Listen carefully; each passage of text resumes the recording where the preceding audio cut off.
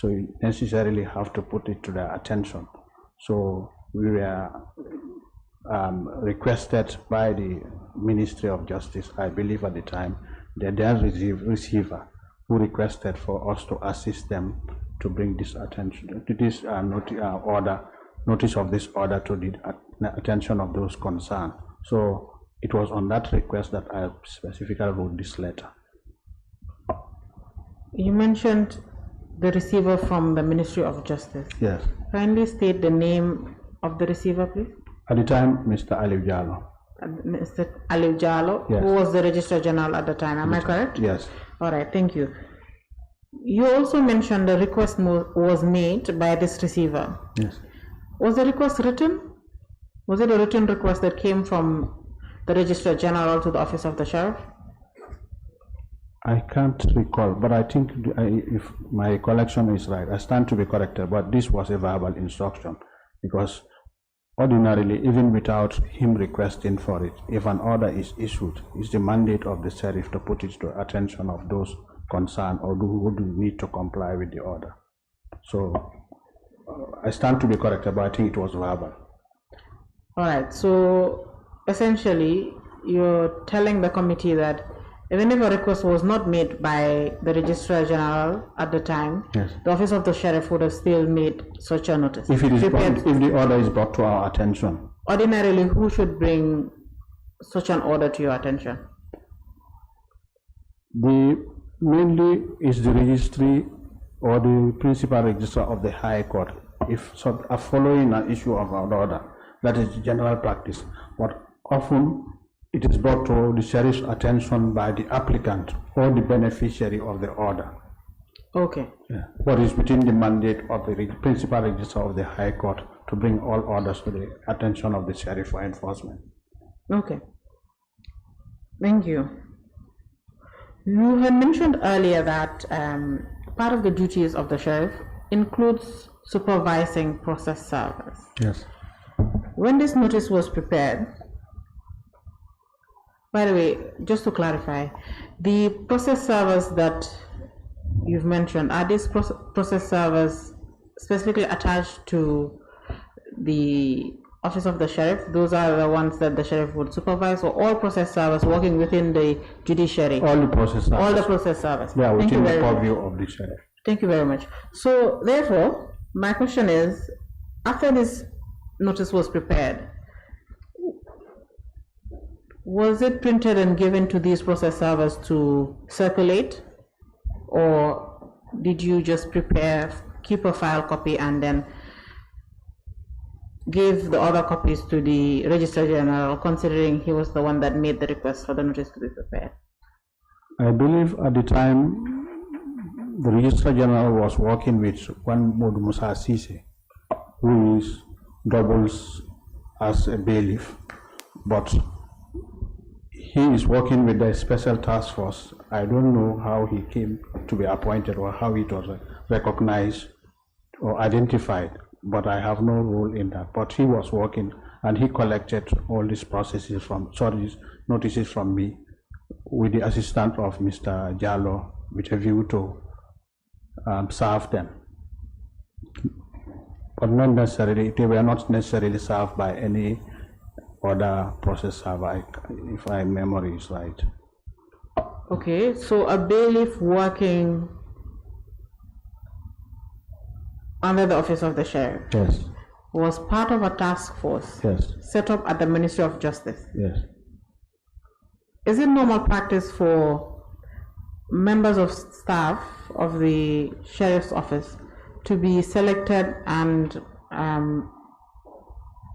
appointed to be part of task forces, and then the sheriff will not be notified?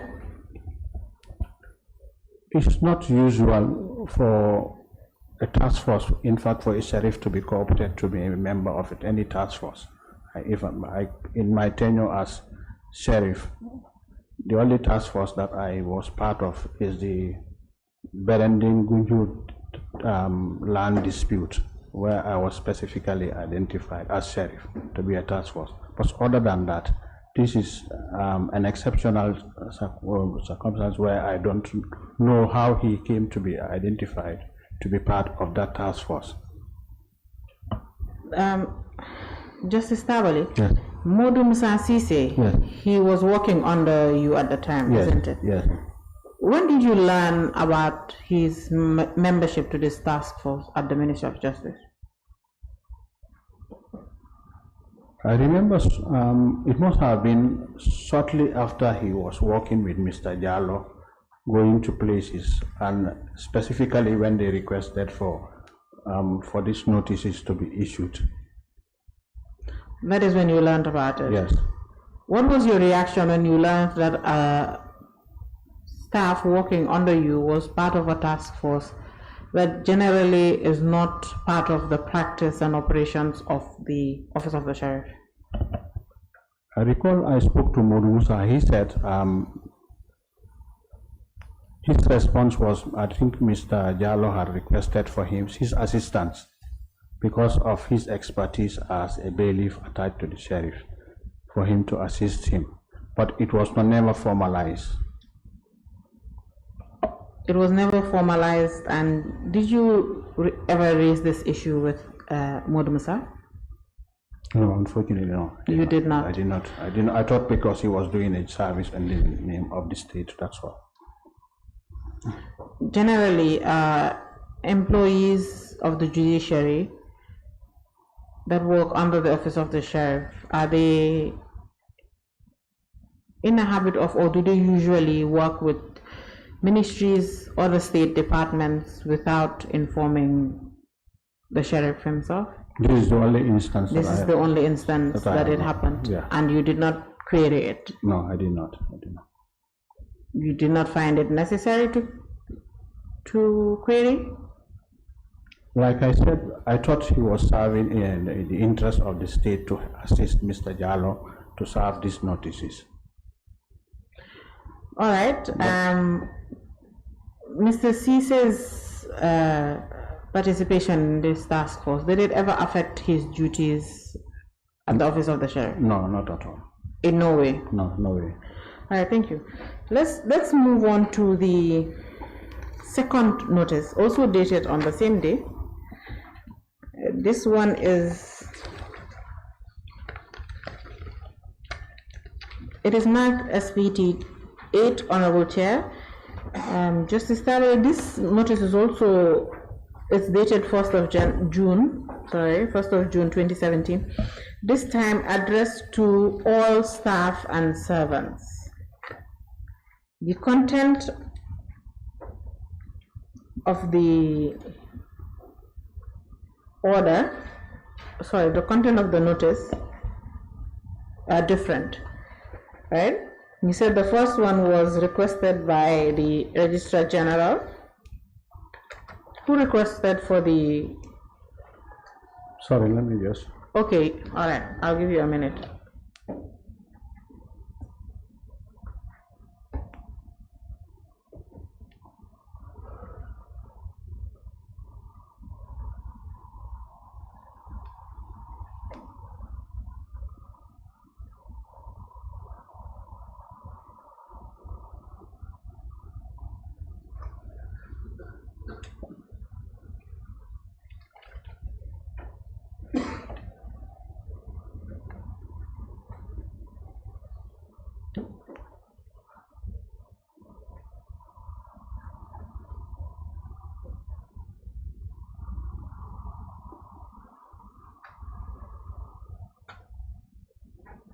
Yes, I've seen it.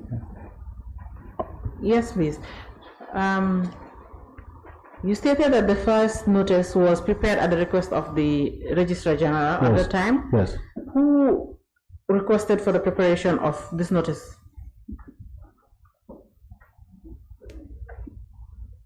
If I can remember, I think it's Augustus Prom. Their representatives were in my office at the time. So Augustus Prom representatives walked into your office and requested for such a notice? So yeah. Did they not make a written request? Like I said, the first one, this was also, they were present to us that they have, I believe, they merely reminded me that I am aware of an order appointing them as receivers. and so they want to take, I think, custody of all these assets on their purview. So, sought for my assistance how to implement that. So, as a result, I issued this notice, but it was not on a written request. Okay. Was Modu Musa also involved in the procurement of this notice, like the other one? I cannot, no, I don't think he was involved in this. He was not involved. Yeah. So before we just get further into this notice, after Modu Musa, or when Modu Musa was going to these... Can I clarify something here? I may have directed these notices to be issued, but certainly the signature there is not mine. It was issued by, maybe under my instruction, the then deputy sheriff at the time signed for me. No.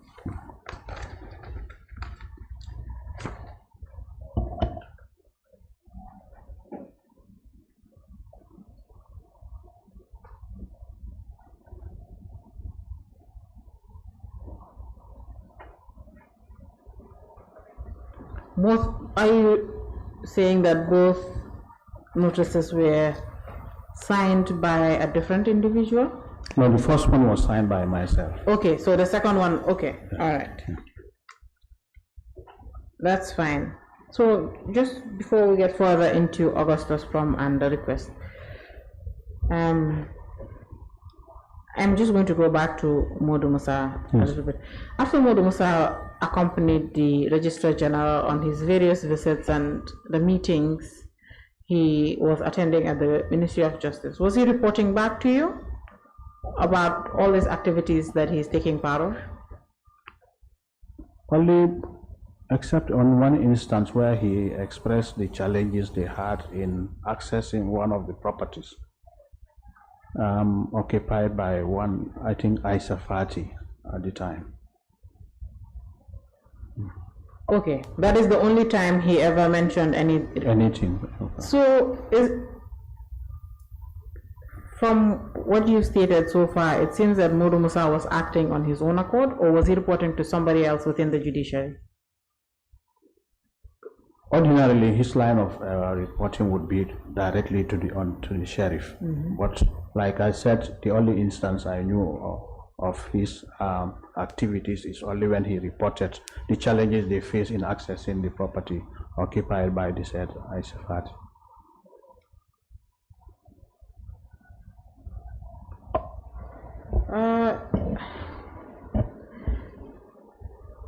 So, Mr. Jallo, the Registrar General, yes, has given a statement to this committee, and with regards to the task force, and he has listed the different institutions and stakeholders that were part of this task force. yes. And he stated the Office of the Sheriff for enforcement assistance. That is why the Office of the Sheriff was co-opted into the task force, and that Modu Musa, he's confirmed that Modu Musa was the one that was representing the Office of the Sheriff.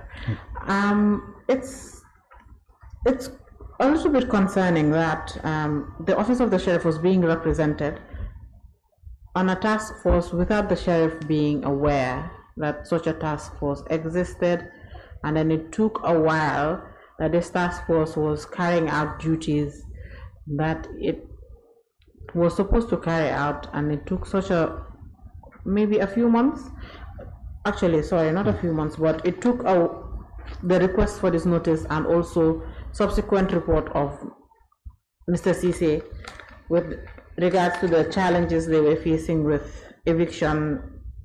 Now, that was the only time you became aware of his participation, or should I say his appointment to this task force? Yeah. In the first place, the establishment of the task force itself, I was not even aware formally, officially. So I only became aware recently that there was a specific task force set for that. But I know that Modu Musa was working with him. Whether it was from part of a task force or not, I was not aware. I thought Modu Musa was only merely helping at the time, or assisting him. Also, I don't know the role Modu Musa was playing there, except on my own instruction, only with respect to the service of the notices alone. All right. Let's go to the second notice. You're already there. Yes. That the one that was requested by Augustus Prom. Yes. Were you present at this meeting Augustus Prom had at the office of the sheriff where they came to request for such a notice? I was there, yes. You were there, but yes. You did not sign the notice? No. Okay.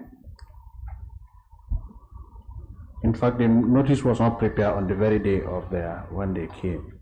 I merely gave, I think I have other assignments, and I must have instructed the deputy sheriff to issue this notice on their behalf. All right. So, can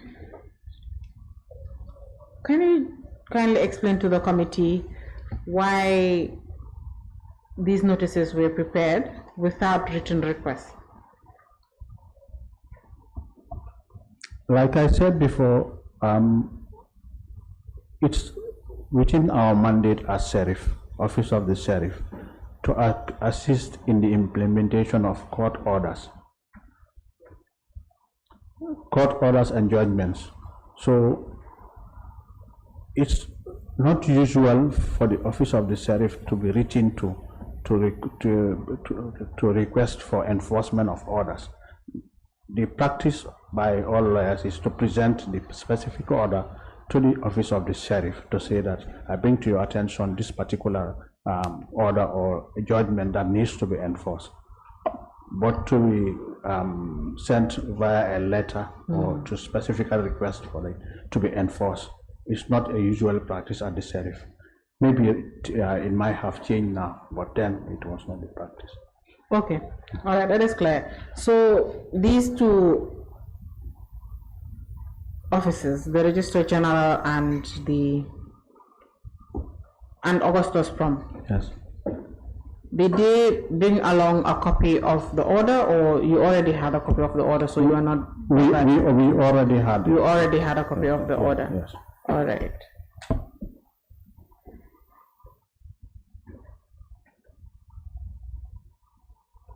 Also, with Augustus Prom, after the I asked before with the Registrar General, after preparing and giving the notice to Augustus Prom, were they ever accompanied by anyone from the office of the sheriff to serve this notice to? I believe I have assigned a process server at the time assigned to the sheriff, office of the sheriff. Okay. Yes. Was assigned to work with Augustus Prom.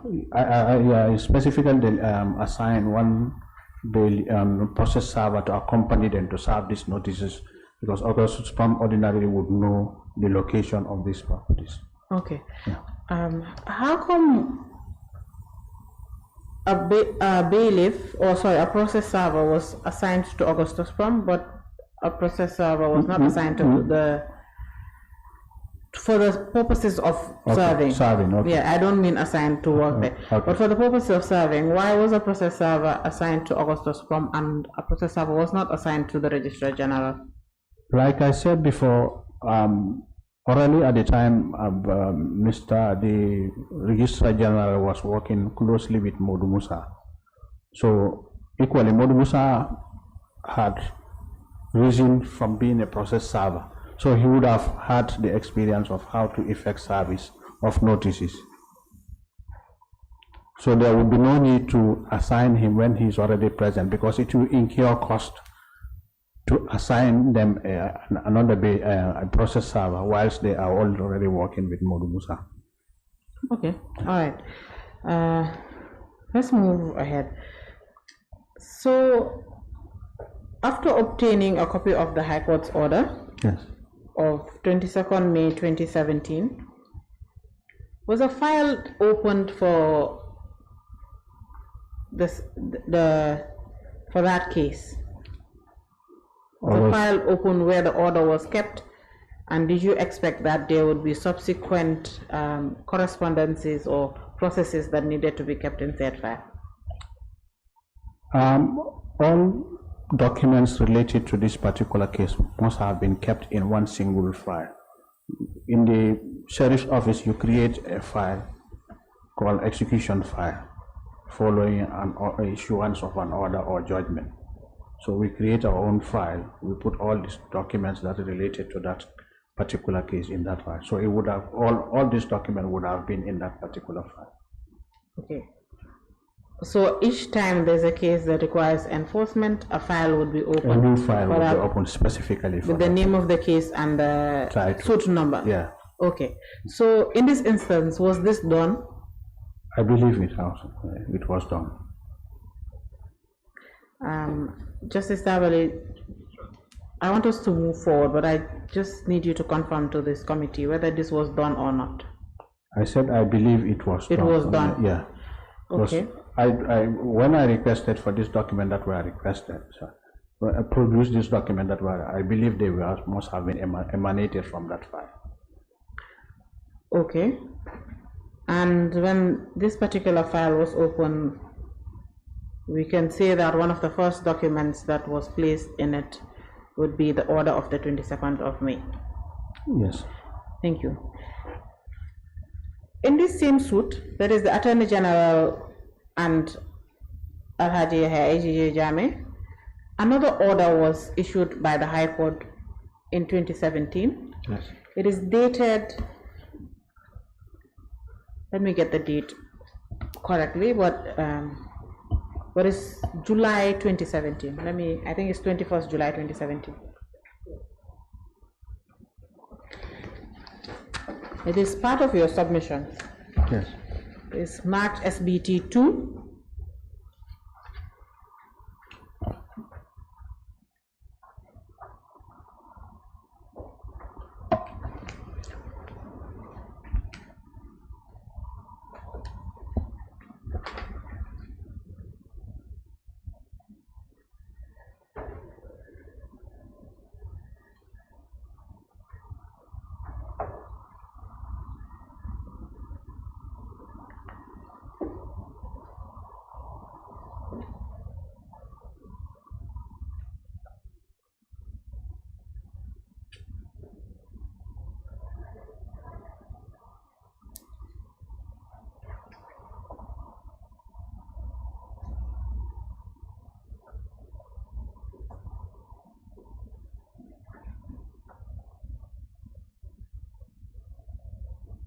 Yes. You've taken a look at it? Yes. Very well. When this order was issued, was the Office of the Sheriff also notified through the Registrar of the High Court? I believe this also was presented to this Office of the Sheriff at this time. Okay. Part of your submissions, yes, before we even get to your submissions, after the Office of the Sheriff received this order or became aware of this order, did the Sheriff at any point issue notices as well? In respect of this order? Yes, like it did for the first order. I cannot recall in respect of this particular that I issued any notices. Okay. All right, I think we can now move on. There's another order, part of your submissions. Yes. This one, the Office of the Sheriff is specifically mentioned.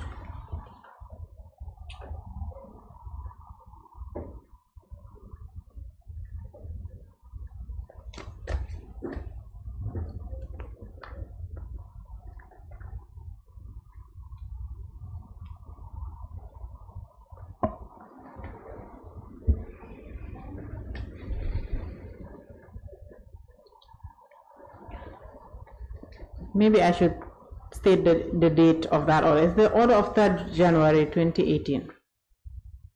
It is marked SBT 4, Honorable Chair. Yes. It's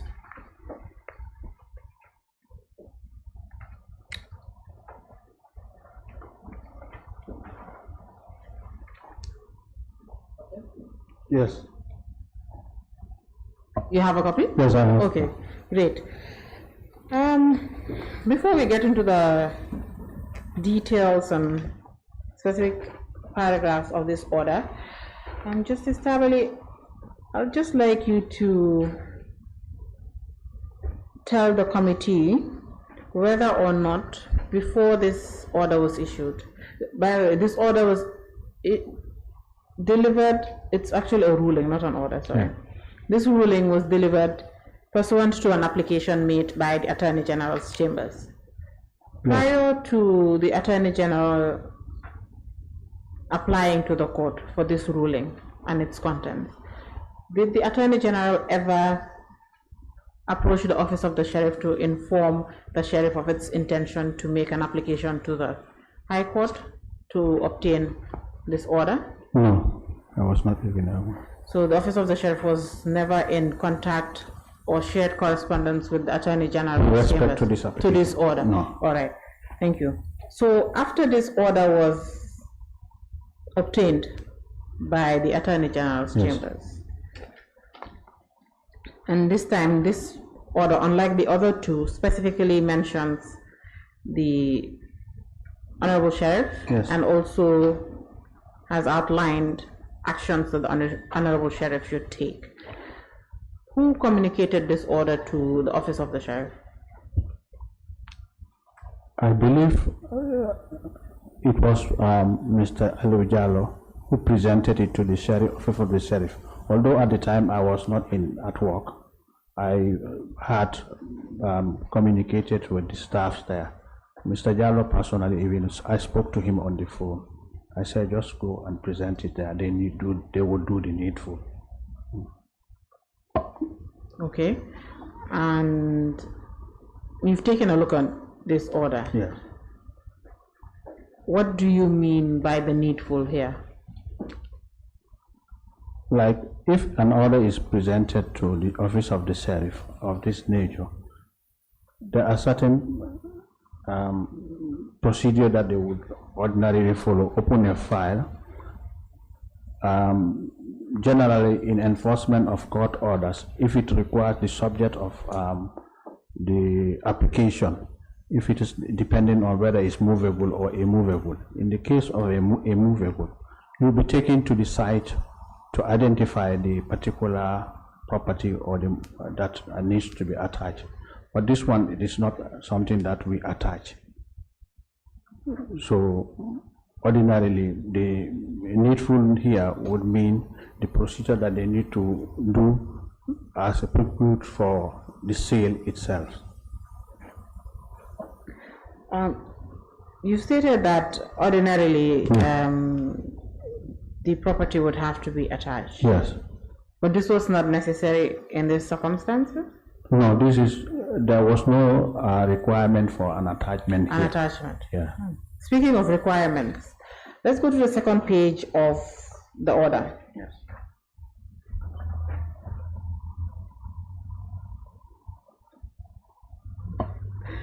All right. Justice Tabally, towards the end of the order, Yes. or towards the bottom, there's a list.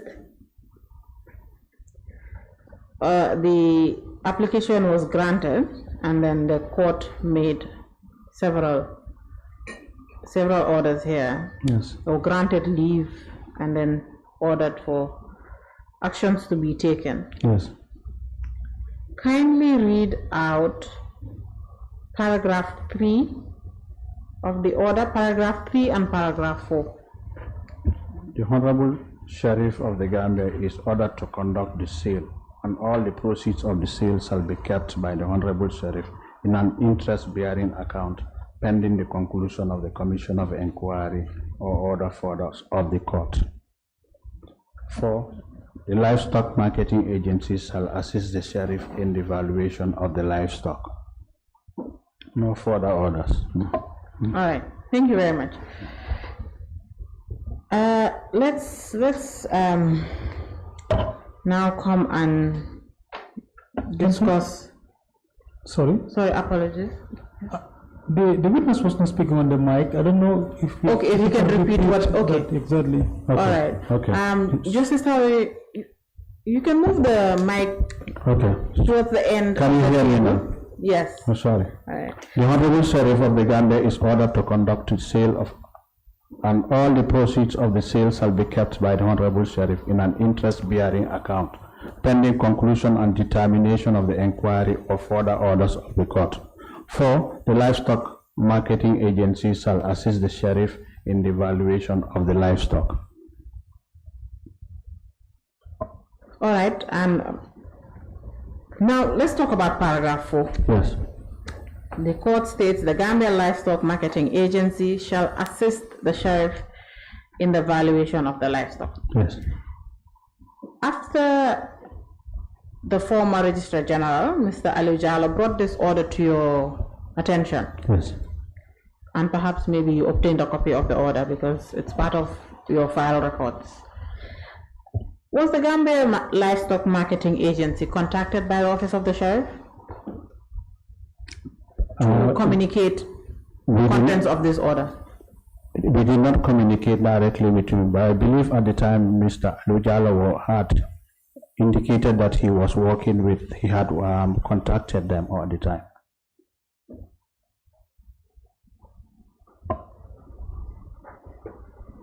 All right, so Mr. Ali Jallow told you that he was going to contact. He had indicated that he had already communicated to them. To the Livestock Marketing Agency. Yeah. Or engage them anyway. Sorry. All right, before we get into more about the Gambia Livestock Marketing Agency, why was Mr. Ali Jallow, as Registrar General, so involved in this order and just the entire processes that followed this order? It's usually a practice, an applicant of the subject order who, at whose instance it is issued, normally present it and facilitate the implementation, because it sometimes, often it requires expenses to be borne by the applicant and so forth. So Mr. Jallow in this case presented it and then assisted us even to identify the sites where this subject of the sales were to be found. And I remember he said he had even contacted the armies in charge of the various livestock on site to identify, to assist. So that's why he brought this to our attention, and he was the one who facilitated all this movement. This is a very exceptional case. We have never dealt with a livestock sale of in my tenure as sheriff. I have never dealt with it. In over 4 years of being the sheriff of the High Court, you've never dealt with the sale of livestock? No. Is this why the Office of the Sheriff relied upon or just conceded to Mr. Ali Jallow being involved in this entire process? Yes, definitely, yeah. And we believe he was working at the instance of the applicant, that's the Attorney General, and the interest of the state. We allowed him to facilitate the execution of this particular order. Justice Tabally, paragraph 4. Yes. Here. Yes. Actually, in the entire ruling, Yes. there's nowhere the court stated that the Attorney General's chambers or any of its officials is supposed to take part in the disposal or sale of the livestock.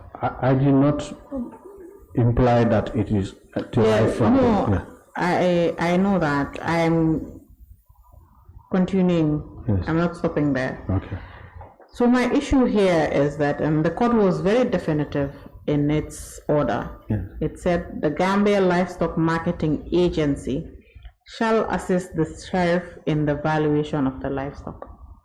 the court was very clear that before the livestock was to be sold, a valuation exercise must take place. Yes. And the valuation exercise was supposed to be done by the Office of the Sheriff and the Gambia Livestock Marketing Agency. So therefore, why is it that the Office of the Sheriff did not contact the agency to inform them of the order and also tell them that they are supposed to carry out an exercise jointly with the sheriff? Like I said before, Mr. Jallo told us that he had engaged livestock, but it might have been an oversight on the part of the sheriff that we did not ensure that there was a valuation report before the sale itself. So you're agreeing with me that it's an anomaly for a court to order for something to be carried out Specifically, and you don't. and then you don't carry it out? Yes, yes. I accept responsibility for that. Okay.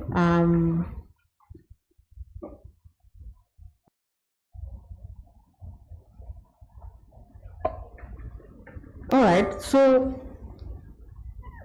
now that is out of the way. After this order was delivered, and the GILMA, the Livestock Marketing Agency, was not involved in the valuation exercise, how and when did the Office of the Sheriff conduct a valuation exercise, and who aided the Office of the Sheriff or assisted the Office of the Sheriff to conduct this valuation exercise? There was no valuation conducted by the sheriff. Like I said, this is an exception. I have never dealt with livestock before. Even assuming that we were, Please continue. Even assuming that there was a valuation, it would have presented us a challenge, given the nature of the livestock concerned here. If suppose like they were not well taken care of, or they had depreciated in value at the time of sale, and there was a time gap between the valuation and the sale itself, it would have presented us with a challenge that we would not be able to realize proceeds as per the valuation. So that would have been a challenge. So, but to be honest, there was no valuation. We did not carry out any valuation, and I accept responsibility for that. Not carrying out, actually not contacting the Gambia Livestock Marketing Agency to bring them in for valuation, and not carrying out a valuation exercise before proceeding to sell the livestock. Yes. I will refer you to, sorry, can I refer you to my statements? We will get to your statement. Okay, okay. I just want us to, this is what will lead us into your statement actually. Okay. I just wanted us to discuss the order a little bit and then we can get into a statement. Okay. Yes. So, Justice Tabally, by the Office of the Sheriff, led by you, Yes. not conducting a valuation exercise is essentially in violation of the court order. I agree. You also stated that it would be, is it difficult, is the word you use, to value the livestock? Yes. Is this because the Office of the Sheriff does not have the expertise or the capacity to conduct such a valuation exercise? We don't have both capacity and the expertise to carry out sales of livestock, in all honesty. Valuation and sale, even sale. When this occurred, or when this came to the attention of the office, did it occur to you at any point in time before conducting sale to perhaps maybe inform the court of the gaps when it came to expertise that the Office of the Sheriff was faced with before carrying out the exercise at all?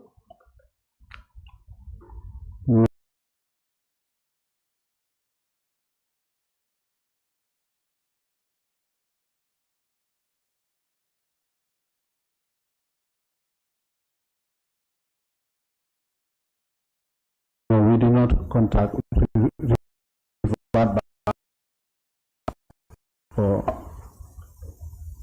that particular challenge we had. All right. Did you not deem it necessary to inform the court about the challenges that the office was facing? Perhaps maybe the court would have been able to vary its order or find other means? Yes, circumstances, that would be the usual practice that we would have done. In a sense, are you saying that this circumstance was not normal? Yes, because at the time, the urgency of the situation, I refer you back to my statement, like the reason why I said that at the time when this thing was, I had personal issues, I was away from the office, so I merely endorsed the sale to take place, but I was essentially away from the office. At the time, there was a deputy sheriff. There was a deputy sheriff. So why didn't you just delegate to the deputy sheriff so that he or she could have executed the order of the High Court to the letter? I believe when this order was even issued, I was away from the office. I was merely informed by telephone. I said they let them do the needful, those who were present. But even though when I came subsequently, I saw the order. So you authorized the execution of an order that you did not read? No, I said I endorsed. You said you were away, yeah, and you were called on the telephone and informed that there is an order, and you endorsed and said carry out, or those that were on the ground to carry out. Ordinarily, they said. Let me finish. You were called and you were informed about the order. Yes. And then you were away for personal reasons and could not come to the office to take a look at the order, so therefore you said let them do the needful with regards to the order. But you were aware that this order was in relation to a suit filed by the Attorney General against the former president, yes, isn't it? Yes. All right. So my issue here is that you endorsed the execution of an order that you did not read. Essentially, that's what you're saying. You are not in the office, so you don't even know the content of the order. So you gave the go-ahead to the people that were around or available at the office to carry out an order that you did not read. Yes. That is very serious. You'd agree with me, isn't it? I take responsibility for that, yes. Very well. So, can you kindly explain to the court that in an instance where a court makes an order, a ruling, or even a judgment that is in relation with where the office of the sheriff should conduct sale, be it movable or be it immovable assets, right? Right now, let's just put the issue of cattle sale to the back of our minds. Let's say the office of the sheriff is selling furniture, or it's selling maybe plumbing equipment, or even land, immovable assets, right? Yes. What is the procedure that the office of the sheriff would take when it receives notice of a judgment or an order of the High Court or any other court to execute said order? If it is a monetary judgment, the properties belonging. Please continue. The properties identified to belong to the judgment debtor, who, as pointed by or identified by the judgment creditor, would be attached ordinarily. In case of immovable, it would be for a specific period, and the judgment debtor would be put on notice that your property so and so had been attached pursuant to a judgment, and it would be sold after an expiry of a particular period. Okay. The same will happen in the case of movable. Movable normally essentially is 7 days, but for immovable, that is respect to landed properties, for 90 days. So the judgment debtor or the owner of the property, whoever it is, would be put on notice that your property would be sold after the expiry of this particular period of time. All right. In this instance, it is movable property, Yeah. livestock. Yes. Therefore, 7 days to be attached. No, there is no So need. 7 days notice will be given. No. There's a difference because Okay. What is the 7 days for? the 7 days is in respect of enforcement of monetary judgment. Okay. This is not a monetary judgment. These are perishable that the court ordered that before they all perish, you sell and deposit the proceeds in an interest-bearing account. There is no need to attach. Okay. Yeah. So in this instance, how many days did it take after the delivery of the order or the ruling Yes. and the sale? When did the sale commence? What's the difference in dates? The court can, depending on the order of the court, if the court said there is no timeline here when we are to sell, but bearing in mind that they are perishable, the sheriff can even move in immediately to preserve and sell. And because if you don't do that, they will all perish. If they all perish, then it will be futile. The order would not be implemented as envisaged. Very well. You've always stated that when it comes to immovable property, Yes. the judgment debtor, Yes. or let's say the defendant, would be given notice. Yes. Okay. In this instance, there's a defendant in this suit. Yes. Was he at any point given notice that his goods or his livestock was going to be sold? No, I don't think there would be no need to notify him in this instance, because that would even defeat the purpose of the order. Because if they are perishable, what stops him from being put on notice from taking away, carrying away all these assets that are supposed to be preserved, the proceeds to be preserved before they all perish? Okay, so after the ruling was delivered and you instructed your team or your staff to do the needful. Yes. By the way, sorry, before I continue that, are sales conducted by the Office of the Sheriff advertised? Normally, in normal sheriff sale, all sales are advertised. All sales are advertised? Yes. Okay. And in this instance, was this one advertised by the sheriff? This one, like I said, I'm not aware of any advertisement being carried out. Wasn't this sale supposed to be? Because, like I said before, if you had to advertise, you are essentially putting the parties who had custody of a notice. They may have disappeared with the assets, and that's the need for. That's the need that was the basis for the application. Justice Tabally, before the order of 3rd January 2018, Yes. there was already an order of the High Court Yes. that vested custody and control of all assets of the president or the former president under the custody and control of the Registrar General at the time, Yes. or the Registrar General's department. And for livestock, it was vested in the custody and control of the Gambia Livestock Marketing Agency. So to say that the sale cannot be advertised, because if it is advertised, then whoever has custody might go away with the order. It's a bit concerning for me, because in essence, how will the sheriff be able to conduct sale without notification to buyers? Or did the sheriff inform people it knew to come to the sale? How does the sheriff expect people to show up on the day of sale if there is no advertisement?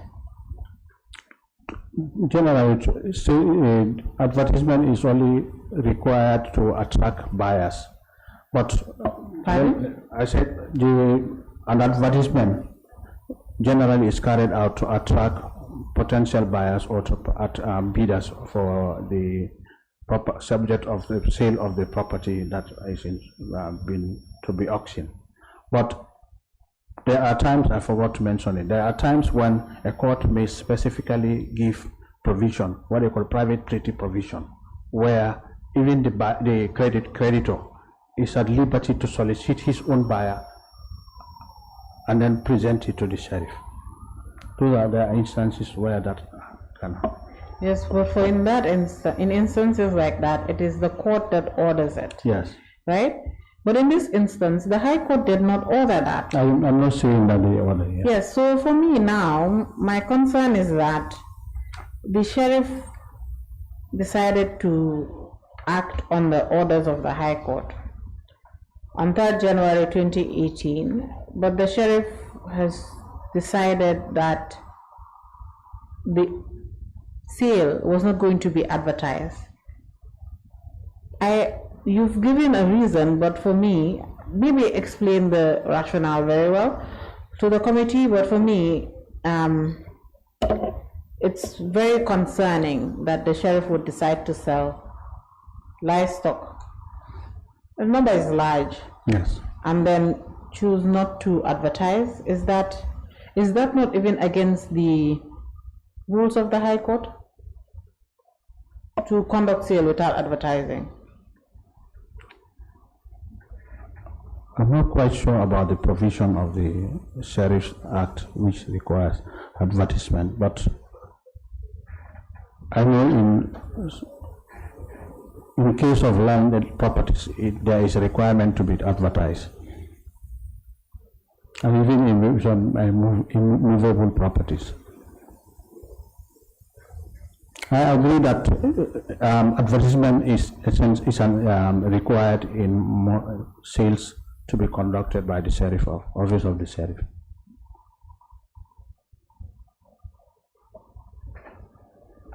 Justice Tabally, why, if you know that all sales must be advertised, except in instances where the High Court or any court specifically states in its judgment or order that the sale can be done privately, why was this not done?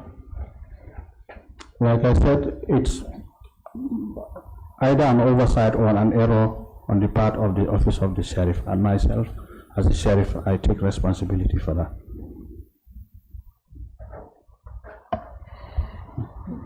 We are now having quite the number of oversights, yeah. Are we not? All right. Chair, I believe this is a convenient point to take a break. Indeed, indeed. I think we need to go have a break for a long break and come back at 4 p.m. Yes, please. Thank you. Meeting adjourned till 4 p.m. Thank you.